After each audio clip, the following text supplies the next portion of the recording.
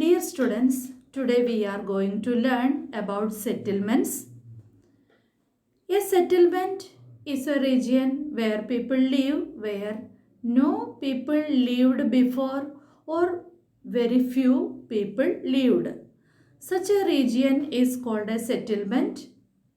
Students, the settlements started in regions where there availability of water, plenty of water, like in the rivers, near the river banks, like the Indus Valley civilization in the ancient times. Mesopotamian civilization evolved around the rivers Euphrates and Tigris. Indus Valley civilization was grown around the river Indus.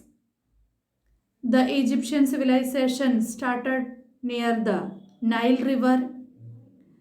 The settlements were developed or started near the rivers. The people settled in groups where there was a moderate climate and also flatlands, plains were there. Such regions the people lived. Now students, the settlements arose where the people got plenty of employment opportunities. So students, all these regions, the settlements were started, and there are different types of settlements. The construction of houses, they depend on the type of climate present in that region. The region where there a lot of raining is there and snowfall, in such regions the houses have sloping roofs. The regions are rocky areas where stone is the building material. The region where that experience extreme temperatures or extreme climates, their mud is used as the building material. The regions are flooded frequently. Such regions, the houses were built on stilts. All these are the types of settlements or the designs of settlements. Now students, we are going to learn about different types of settlements. First one, temporary settlements. In the picture, you can see a Banjara settlement. The Banjaras are nomadic people. They move from one place to another, carrying loads on their camels back along with their sheep. They move from one place to another. They make temporary houses. Sometimes they live in tents. They discard that regions and go to new pastures with their animals. Such settlements are known as temporary settlements. In olden times or ancient times, the cave dwellings were the temporary settlements. When the climate was not suitable or if they attacked by enemies or wild animals, the people left those places, such caves, and lived in some other places. So the cave dwellings are also example of temporary settlements. This is also a cave that is dug out from the rocks. Igloos are also temporary settlements by the Eskimos for fishing and hunting. Nowadays, they started to live in permanent houses.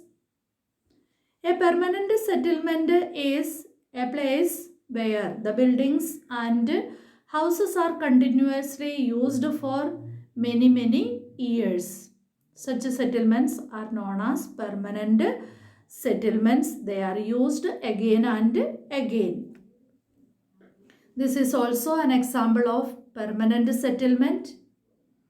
Now students, we are going to learn about the compact settlements. The compact settlements where these houses are very close to each other. The metro cities, there are multi-storied buildings, flats, apartments and buildings are there, offices are there. There is problem of space and movement, and their developmental works are there, many important offices are there. Such crowded cities are called compact settlements. Now children, in this picture you can see they are the dispersed settlements where the houses or the buildings are very far away from each other. In some of the villages, one person's farm is there and his house is there. Then his neighbor's house and farm is far away from his own house and settlement. So such settlements are known as dispersed settlements. Now children, here this is also dispersed settlement. And another division of settlements, they are called rural settlements and urban settlements. In the rural settlements, there are primary activities. That means the people produce goods or many materials out of nature. For example, they do agriculture, fishing and forestry. They collect products from the forest such as gum, resins, wax and honey or firewood. The people do agriculture and produce grains, fruits, vegetables and other materials. They do animal husbandry and produce milk. So such a settlement where these primary activities are there, they are known as rural settlement.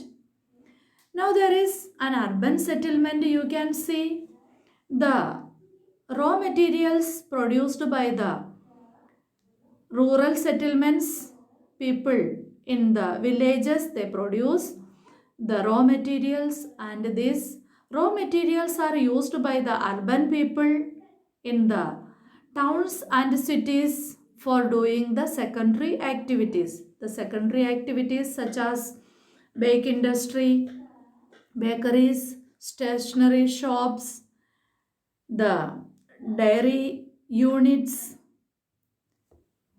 cake factory, bread factory, the food processing units, all these are examples of secondary activities because these activities are done with the help of materials that are derived from the rural settlements, and these materials are used for making some other materials by the urban people.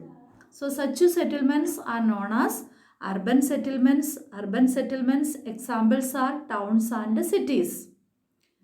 So students, I hope you understood the various types of settlements and the activities going on there. How do they different from one another? Thank you.